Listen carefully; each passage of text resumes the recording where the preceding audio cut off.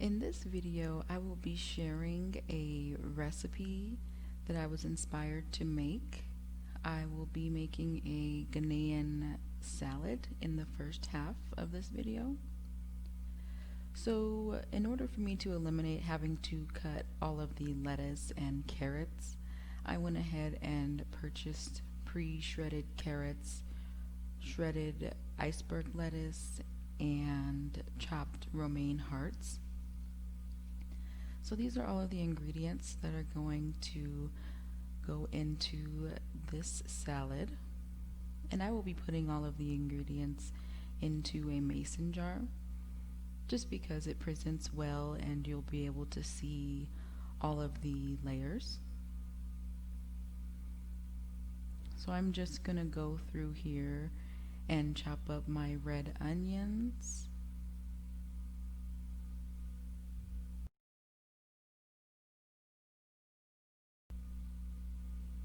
And what I will do for each of the items I have here, I'm just gonna quickly rinse them in vinegar and water just to make sure that they're absolutely clean. I'm gonna cut up some tomato. And I prefer, since it is in a mason jar, to remove all of the seeds so it isn't particularly watery. I've also got my cucumber, and I'm making sure that I cut them into small pieces so that everything can fit into the jar.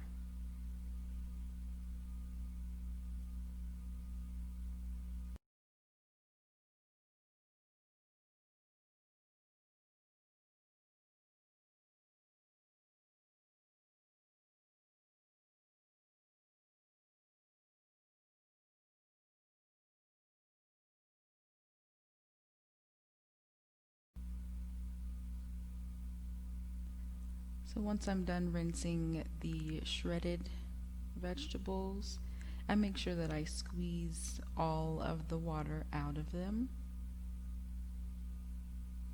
And this is a very delicious recipe that I have never tried before. And I was absolutely blown away by the combination of flavors.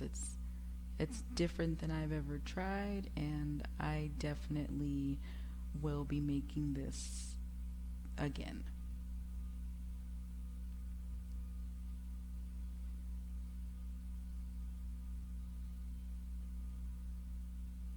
So once these are all finished, I'm going to chop up my boiled, peeled eggs.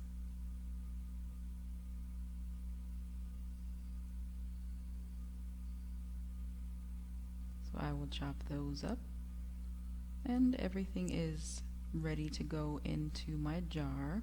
I've also got some sweet corn. I've got some sardines, which are an important piece in this salad, and I've also got some baked beans. So I'm going to layer everything here. Don't really need much of an explanation.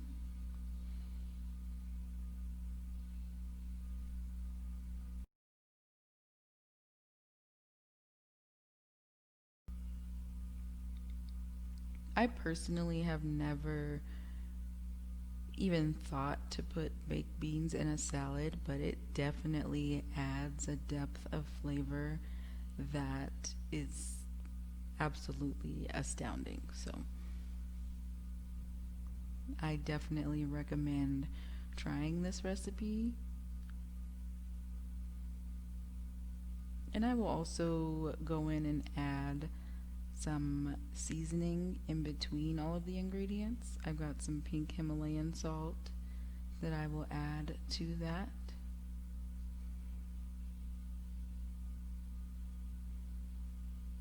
And what I like about mason jar salads is it's very compact and it seems to last for a decent amount of time.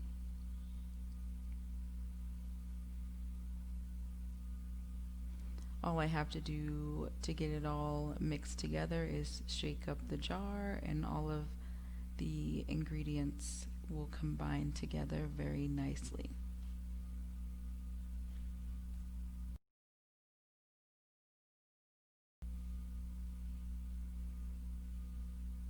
So there is the finished product. It looks amazing. So I'm going to move on to the next part of this meal. I'm going to make a Suya salmon burger. And I absolutely love this Suya seasoning mixture.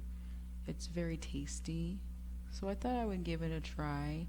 I love salmon burgers, so I wanted to incorporate the Suya into this dish as much as possible. So I've got some wild caught salmon here. It's already been unthawed, and I'm just going to remove the skin here, and I will make sure that I get as much as possible. I will be mashing the salmon into almost like ground beef, but with the salmon I'm gonna make patties out of it.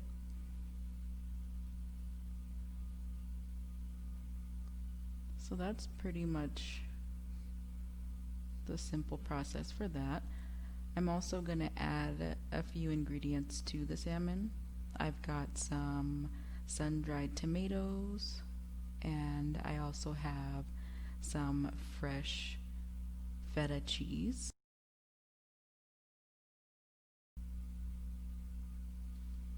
So I will go ahead and combine all these ingredients together. I absolutely love sun-dried tomatoes, so I try to get as much as possible. And I will add a little bit of olive oil.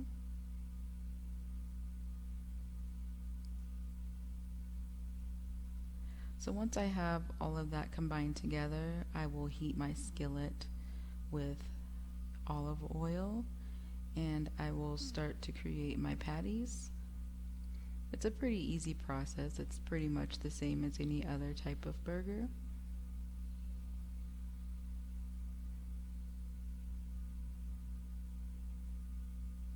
And that's what they will look like before I put them into the skillet. And I'm also going to add a few other seasonings with the Suya mix. So I'll make sure I coat the whole patty with the Suya mixture because I want majority of the flavor to come from that. And I also have some pink Himalayan salt and African bird pepper.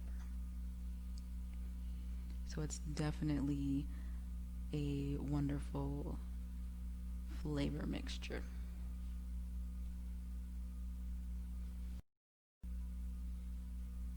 I have also gone in and crushed some prekese with my mortar and pestle into a fine powder, and I will add that to the patties as well. So these burgers are going to have a nice twist.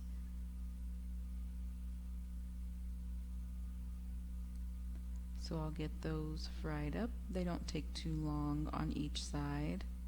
Salmon cooks pretty quick.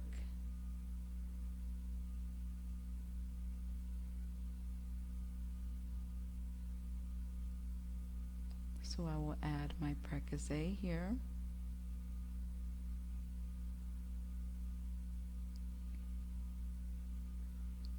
And once these are done, I'm going to place them on ciabatta bread. That is my bread of choice for this one. I really like ciabatta bread. It's very crunchy, and I feel it's a good addition to these burgers. So I will just chop this in half and then I will cut it again into a small square, and I will quickly warm those in the oven.